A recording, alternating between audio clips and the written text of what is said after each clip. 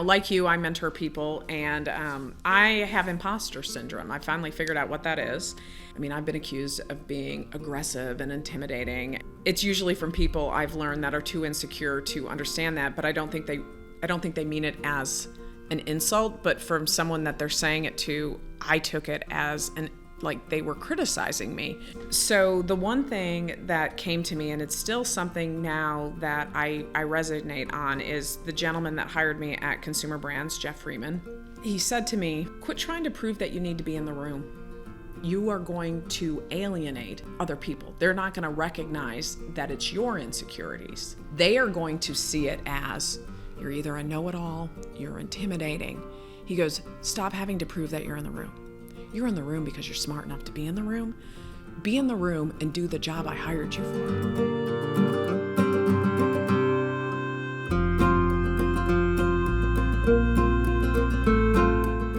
All right, well, good morning. Here with the MeatsPad guys and Betsy, who is the current president of AMSA. I am. I've known Betsy since she was a graduate student. I was still young in my career at that point. Very much. And we're here at RMC in Columbus, Ohio, and taking the opportunity to find out a little bit more about Betsy and her path and what she would tell her 25-year-old self. And most importantly, you've spent the last year as the AMSA president. What are the things that you are most proud of what the organization has done? It's pretty simple. I didn't help contribute driving the organization in the ditch. I mean, let's be honest. You sort of start, and the goal is I hope it's not bad on my watch. No, here's what I'm proud of. I think the organization, and I have been part of this organization by accident, becoming a second-generation meat scientist. I've been part of this organization indirectly since I was a toddler. I've attended more RMCs as a child and traveling in the Delta 88 across many states with maybe air conditioning or not. So I know this organization. I know it as someone who was a child. I know it as a fledgling student when the students were just really becoming organized, and then know it as a professional member. I mean, technically I'm a grown-up from a professional standpoint since I graduated. But that has really evolved. And I think what's really exciting about AMSA, we value our tradition, our legacy, and yet we are not the same organization we were 5 years ago. We are not the same organization we were 10 years ago, in the best possible way of we're growing, we're evolving, we're maturing, and I believe really representing our industry and meat scientists. And that looks different than it did when this organization started. We're on the 78th RMC. It's a very different conference. You had to be sponsored. It was primarily academics. And now when you look at the demographics, I think we're almost 50-50 with students and professionals. You look at the amount of industry, what I would call ancillary industry, but the supportive industry, not necessarily packers and processors. They're here too, but we're bringing in and hopefully demonstrating that the community of meat science, it's many shades of meat science, and there's a lot of variety of students. To me, or professions, to me that's very exciting, and I'm very proud to represent an organization that welcomes everyone to the table. As long as you share our core mission and our values, we want you here so we can grow and learn. Well, as somebody who's been with AMSA since 1983, but also as the executive director of women, we appreciate the partnership with AMSA. Well, and I think we've had to evolve around that. What is a partner? You know, there were discussions. I remember discussions when I was at then the American Meat Institute. How could we partner? And you know, coming from, and this is Betsy speaking from my view, not necessarily the organization, but I remember thinking of it's very hard when you have a trade association whose members give for a trade association to then say we could be sponsoring and doing other things.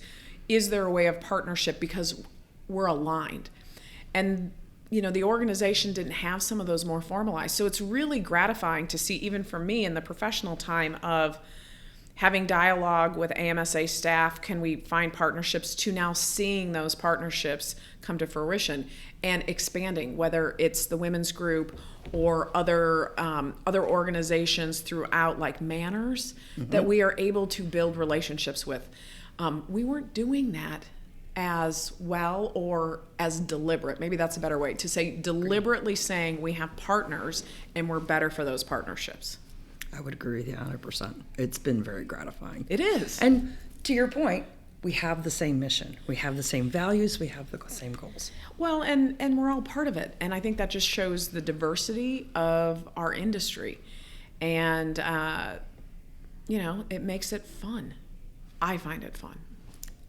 Fun and invigorating. Yeah. Which, it keeps you on your, the students keep me on my toes. My mentees keep me on my toes. Well, and it's not just the students. I mean, I've been talking, asking, again, as president, you say, so any problems, questions, any compliments, and so you're ready to hear that. And as anyone knows who's been in a career long enough, at least I found, you embrace critical criticism because it makes you better. And so, I'm talking to people, but what's interesting to me is, yes, the students, and I'm not trying to diminish the students, but I think we as professional organizations, societies, we honor our mentors, we honor our students, and I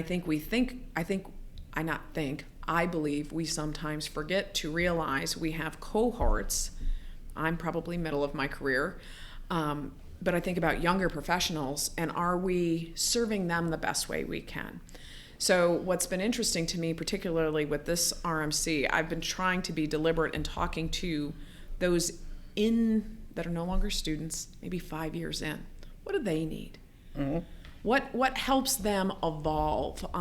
And that, to me, right now is where I'm getting some of my energy. They have translated their student passion over to their professional, and they're trying to reconcile, how do I have a home life? How do I meet my personal goals? How do I meet my professional goals? And yet still come to an organization like this. And to me, that's an interesting energy that we haven't really tapped into. And wondering, from a board perspective, how do we support them better? Are we missing something? I don't know. Mm-hmm. Well, that was going to be my last question, but any advice for the incoming president would be very appreciated. I think, when I've been a part of member organizations, now I'm sitting in a corporate role, but, it's sort of like when you're in grad school and they say, which university do you go to? What I learned, because I went to 3 different universities, they teach the same stuff. I mean, you may pick an advisor and you need to focus and you go through that, but meat science is meat science. We all use the same textbooks. What's really interesting to me is the culture, the people, what you learn and grow from your cohort of grad students. You share these offices, you learn from them. And so my advice is the same advice that I've learned from grad school, and frankly, sort of my touchstone is what I've learned from Jim Hodges. And Jim Hodges hired me at the American Meat Institute. In fact, many people at the time this probably will come out will know, we honored him at the banquet as a special recognition award. And Jim was really what I thought was at the cornerstones of the meat industry. A lot of people don't know him. But what was interesting about Jim, and he was a leader in this trade association, he brought people together. But there were a couple things early on in my career that he says, you just need to know that there are a couple things. One, you're going to be graded by what the members think of you because you serve the members. So you need to listen. So that's the first thing. Advice, listen. What are people saying? What are people saying? And are you actually listening to what they're saying and hearing what they're saying? I think sometimes we listen, but we're not actually getting what they're trying to mean. But the other thing that Jim did, and this goes to listening, is when in doubt, ask the members. It's not Sharon that's AMSA. It's not Betsy who's AMSA. I may have a perspective, I may have a vision, but it's when in doubt, talk to the members. And that is a Jim Hodges, that was one of the first things he said to me. And then when I went to my first performance review, I learned he followed that model and called members and said, so how did Betsy do this year? And that was all part of my performance review. So that's my advice. When in doubt, ask the members, because you may have a perspective, but you may not represent their perspective. So what are they thinking? By the way, I told Jim you were doing a great job. Jim. I'm looking forward to seeing him tonight. He's been retired for 10 years.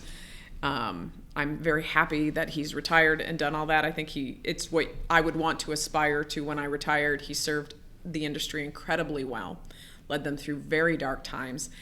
And yet when he decided it was his time, he sort of passed the baton, so to speak, and him and his family are living the best lives and enjoying their time. And I can't think of a better way to sort of end your career, doing what you want, when you want, and how you want to do it.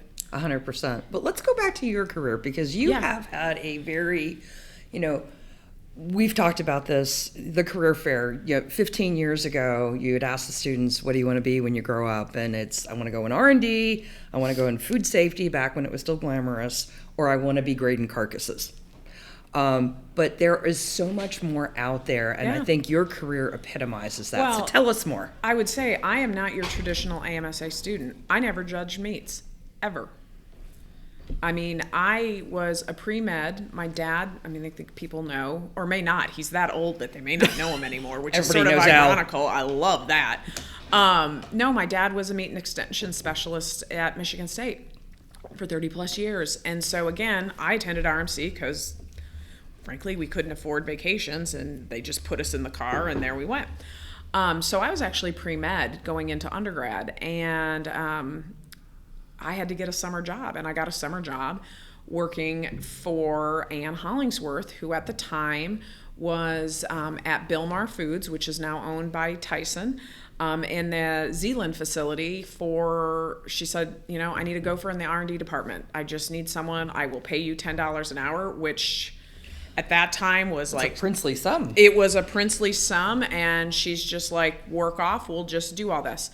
And so I was pre-med, had full intentions of going into medical school. At that time, ER was super big, and it was like, I'm going to be an emergency doctor, or I'm going to be this. After about 2 summers of doing that, it made me realize that, and I was working while I was in campus in the medical school, so I was in the post-education department.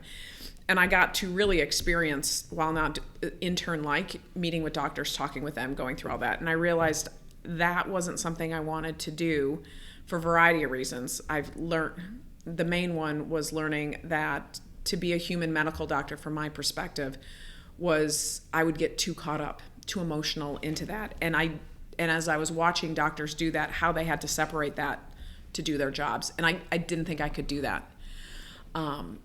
But then really fell in love with food science. And at the time, meat science, protein chemistry. So switched the major, became a food scientist, went to Nebraska, got my master's there, and then got my PhD. And with the whole goal of going into R&D, that time at Bilmar really solidified, like, I like this. I like, creating and designing new foods and thinking about this and all of that. And I got out of grad school in 2008. And it was the recession. Mm-hmm. And no one would hire me. And when I mean no one would hire me. And I interviewed with the major companies. Then as those jobs started closing off, I started, interviewing for ingredient companies and all stuff. And then that ended. And then I was very fortunate that I had worked with Dr. Rhonda Miller at Texas A&M, and I had a sensory background. So then I was applying for all these sensory jobs in the food industry, and like one by one, everything started closing.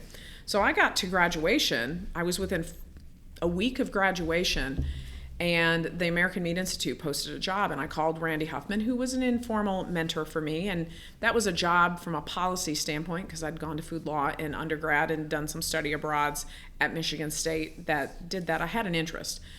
But those jobs don't come open very often. Mm-mm. And they're rare, and I figured, well, that would be a great place to end my career. Okay, that's sort of how I viewed it. Like, this would be a goal, but this would probably be mid-career, end of career.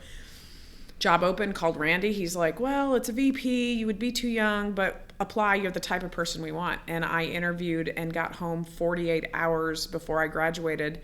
And as I was flying back to DC, they made the job offer. And so, I mean, that's how close I was to moving to the basement of my parents' house We've all in been Lansing, there. Michigan, and having to like go and become an hourly employee at Michigan State working in labs or the cafeterias to pay the bills because I just couldn't find a job. So that's sort of how it started. And I got to DC by people. I have students ask, I really want to do your job. How'd you get it? I'm like, it's the only job offered to me. Like when you get down to, you have no job and one job gets offered to you. I didn't feel like I could be picky. And so I took the job. And ironically, here I am, if I do the math right, 16 years later, in DC, still doing policy. Now that's 4 jobs ago. I've moved around a bit, but that was my tangled story of how I went from being pre-med to ending up in policy and have never left. But 4 very different organizations. Tell us a little about that. Yeah, so again, got into policy, and I started as director of scientific affairs, and then at the what's now called the Meat Institute, but AMI, American Meat Institute at the time. That role was sort of the head scientist. And so I came in as director of science, but because of how that's happened and the history of that role, and I was coming in since Randy Huffman had departed, big shoes to fill, and had made a decision, I'm never going to be Randy, so I'm just going to be the best Betsy I can be. 100%. Right. But that was a role where it was unique because I ended up staffing the board. And at a director's level, at that time at the Meat Institute, you were usually a VP or something else, but because I was the in-house scientist, I was coming in, and I was also part of the foundation at that time. The AMI Foundation, now it's the Meat Institute Foundation. And so I would go, and Jim Hodges, who was my boss, both for the foundation and for the policy component of it. So I started there and had to run the scientific affairs committee, worked with my colleagues in inspection, and got to meet members like yourself or get reconnected, but meet a lot of them. And so that was, for me, trial by fire, because my portfolio was anything sciencey. I mean, that was sort of outside of animal welfare, which at the time Janet Riley was leading. Anything sciencey came across my desk. That was animal health, that was food safety, that was nutrition. Again, if something happened in the industry and there was a science component on it, Jim Hodges and I were the people that, you just had to dig in and learn. So for me, that was a really good trial by fire of, I was a trained protein chemist. And yet, if you remember the swine influenza aspect, that became one of the issues we dealt with, I think, in 2010. Mm-hmm. And so, how do we handle something like that? What is the messaging? And so, it was a stretch, and you had to feel very uncomfortable. Then I went to OFW Law to be a policy advisor and supported a lot of the regulatory activities in their USDA and FDA practice. Was happy to be there, was learning. Many of my members now became part of clients. Then I had an opportunity to go at the time to the Grocery Manufacturers Association, another trade association that largely represented the consumer packaged good industry. And for those of you that follow in that space, GMA was going through some tough times, and there was a lot of issues, and they had a new CEO, and it was just a lot of this in that space. And they were looking for a head of regulatory. And I remember I was meeting with what soon to became my boss. And I took the meeting just because I wanted to see the guy who was taking on this dumpster fire. And he said, why did you take this interview? And that was the response I gave him. I was like, I really wanted to meet the guy who took this on. And I learned once I got to know him, that was the moment he knew he was going to hire me, because it was just, no nonsense and all of that. But was able to go what ultimately now is known as the Consumer Brands Association. And it was really being the regulatory expert for the consumer packaged goods industry. So we only had one meat member, really, mm-hmm. and that was Hormel. Now there are multiple ones. But I had to really tap into what I was doing at OFW from the FDA side. So our members were the Smuckers, the General Mills, the ConAgras, the big PepsiCo, Coca-Cola, but also P&G. and Henkel and Clorox and all of those others that I had never had any experience in from that aspect. So I had to sort of dive in and learn about the regulatory aspects of making wipes. And during COVID, how do you get approval real time to prove that the disinfectants that were being used could cover for coronavirus? Again, a lot of similar processes of like, how do you change a label in the food industry? But I got to see that real time for that side of the consumer packaged goods industry. So it was super interesting. And then again, not looking for a new job, but I saw this thing posted by someone at Tyson, but it was opening in the Washington, D.C. office at Tyson Foods. And it was a position under Barb Masters. Well, when Barb departed OFW, that's how, sort of went there for that. And Barb's been an informer mentor to me. And I looked at the job and I was like, wow, this is like it's been written for me. And so I knew I had to, apply, and I had a conversation with her and applied and had to go through the interview process. And so now I'm at Tyson Foods working for a lady I consider a personal friend. I'm blessed about that, but just admire her career, her thought process, her respect. And we went from a team of 1, and now we're a team of 4 in the Reg Policy Unit in Washington, D.C., working right along our government affairs people. So it's a weird path, but I'm doing corporate, and I'm doing a lot of the same stuff that I was doing in regulatory, but through a corporate lens and learning that. So it's been fun. So last question. Yeah. With all of that, so I happen to know which birthday you're coming up upon, but yeah. So if you could go back 50% of your life, what's the one thing you would say, do this instead or be this instead? No, I'll take it a little differently because, Okay. Like you, I mentor people, and I have imposter syndrome. I finally figured out what that is and learned that that is something that I think crippled's not the right word. I mean, I've been accused of being aggressive and intimidating, and it's always amazing how those comments come out, and it's usually from people I've learned that are too insecure to understand that, but I don't think they mean it as an insult, but from someone that they're saying it to, I took it as like they were criticizing me. Mm-hmm. So the one thing that came to me, and it's still something now that I resonate on, is the gentleman that hired me at Consumer Brands, Jeff Freeman. We were doing some pre-meetings, and it was a tough culture we were walking in. And he said to me, quit trying to prove that you need to be in the room. And I looked at him, I said, what do you mean? He goes, I can tell. And this gentleman was the biggest advocate for women. He loves surrounding himself with smart people. He went out of his way to surround himself with smart women. I got to know his wife, and it makes much more sense, and he's got daughters and all that. But he told me, he said, and he was working with someone, and I didn't know at the time when I went through the interview process, I got interviewed by, you could say, a workplace psychologist, but she was an HR person and exceptionally well, and a coach. And she, I guess, honed in on where she thought my vulnerabilities were and gave him some advice on how to coach me to be a leader. And so he told me, so very long-winded, quit trying to prove that you need to be in the room. You are going to alienate other people. They're not going to recognize that it's your insecurities that are making you do this. They are going to see it as, you're either a know-it-all, you're intimidating. He goes, stop having to prove that you're in the room. You're in the room because you're smart enough to be in the room. Be in the room and do the job I hired you for and lead. And that, to me, for me, at that time in my career, was one of the most freeing things ever. And I got to meet the lady that gave him the advice. She still coaches me. She was a great asset. I mean, I give this man credit. He knew he had a different culture, and he intentionally brought in someone as a tool to his leadership team to make this work. I took advantage of that. But I appreciated her read, and we talked about it later. She goes, no, you're classic. And it was very interesting to me, but that to me has been the most freeing thing. And I wish I would have known that in grad school. I wish I would have known that going into that, because it sort of opens it all up, at least it did for me, to realize you got the job. You're in the room. If you weren't supposed to be in the room, you wouldn't be in the room. Now, that's not all situations. I get that. But if you can get in the room, you deserve to be there, and start thinking about that versus all the other stuff going on, and realize, what can I do?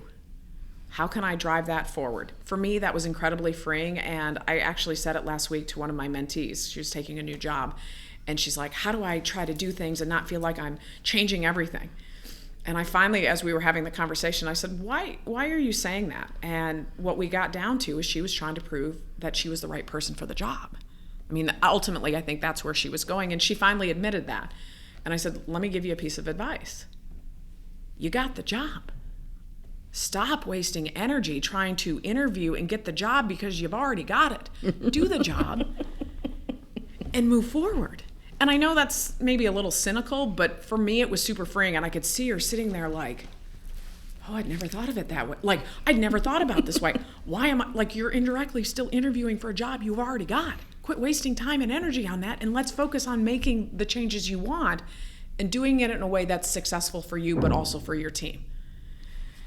Changed the whole conversation, and it was really, I think, eye-opening for her, but that's my one thing, Sharon. That's awesome. And if you are not going to be in the session later with Eilert and myself, because we're teaching soft skills, why they picked the two of us is a little beyond me.